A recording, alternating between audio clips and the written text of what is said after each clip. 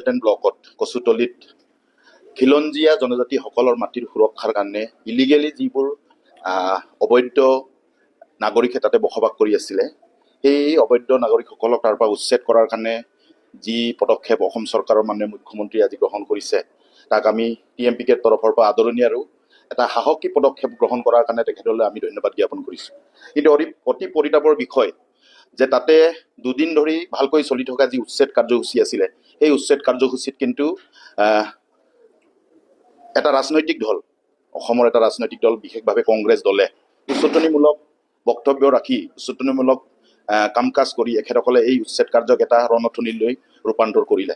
আমি ইতিমধ্যে গম পাইছোঁ এখেতসকলৰ মাজত এটা কমিটি গঠন কৰিছে আৰু এই কমিটিত উল্লেখ কৰা আছে ফৰ্চফুলি জনজাতিসকলে তাতে যি সুৰক্ষা কৰা প্ৰদান কৰাৰ কাৰণে যি ইলিগেল মানুহক উচ্ছেদ কৰা কাৰ্যসূচীটো এটা ফৰ্চফুলি কৰা কাৰ্যসূচী বুলি তেখেতসকলে ক'ব বিচাৰিছে।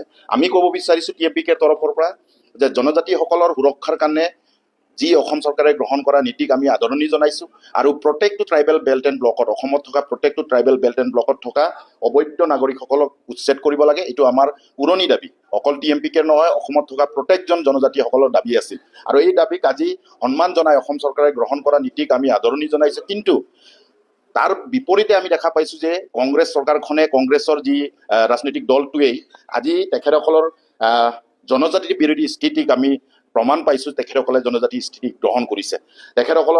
তেখেতসকলে আজি ক'ব লাগে যে জনজাতি বিদ্ৰোহী নেকি আপোনালোকে? আমি প্ৰশ্ন কৰিব বিচাৰিছোঁ তেখেতসকলক যে আপোনালোকে জনজাতিসকলৰ ভোট নালাগে নেকি? জনজাতিসকল আপোনালোকক ভোট নিদিয়ে নেকি?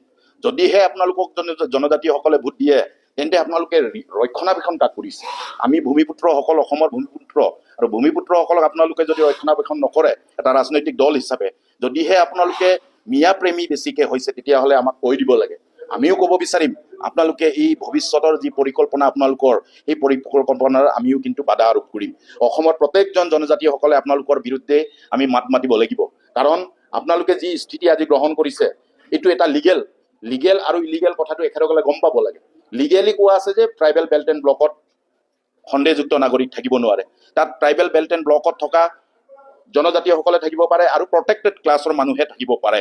এই প্ৰটেক্টেড ক্লাছৰ মানুহবোৰ কোন এখেতসকল নিশ্চিতভাৱে জানে। কিন্তু আজি মিয়া প্ৰেমীসকল, অবৈধ বাংলাদেশী মানুহবোৰক ৰক্ষণাবেক্ষণ দিয়াৰ কাৰণে আজি ট্ৰাইবেল বিৰোধী স্থিতি তেখেতসকলে গ্ৰহণ কৰিছে আৰু এই ট্ৰাইবেল বিৰোধী স্থিতি গ্ৰহণ কৰা কামটো এখেতসকলৰ ভৱিষ্যতৰ যি ৰাজনৈতিক কৰ্মসূচী হ'ব তাত আমি কিন্তু বাধা আৰোপ কৰিম। আমি ক'ব বিচাৰিম প্ৰত্যেকটো জনজাতি আমাৰ ভাই বন্ধুসকলক, প্ৰত্যেকজন জনজাতি আমাৰ ৰাজনৈতিক কংগ্ৰেছত থকা ৰাজনৈতিক দলৰ মানুহবোৰক আপোনালোকে ওলাই আহক। এখেতসকলে যি নীতি অৱলম্বন কৰিছে এই নীতি অৱলম্বন কৰা নীতিৰ সেই দলটোৰ লগত আপোনালোকে নাথাকিব।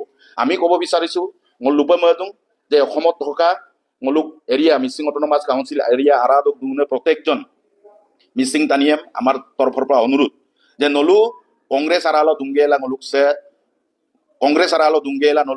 নলু সে ৰাজনৈতিকভাৱে যি কাম কংগ্ৰেছে কৰিছে জনজাতিসকলৰ বিদ্ৰোহী কাম সে আগেৰ নল দুটা মনমেল গাব মায়ে, যাৰ কাৰণে আমি সদিয়া তপ্ত বুৰৈব দুগুণে তাকাম মিচিং ৰেঙামম লুপাদুং এই কংগ্ৰেছী বিদ্ৰোহী জনজাতিৰ নীতি বিৰোধী কংগ্ৰেছীক আমাৰ অঞ্চলৰ মিচিং অট'নমাছ কাউন্সিল এৰিয়াৰ অন্তৰ্গত মিচিং অধ্যুষিত অঞ্চলৰ অন্তৰ্গত থকা প্ৰত্যেকখন গাঁৱত কিন্তু এখেতসকলক আমি সভা সমিতি কৰা বন্ধ কৰিম।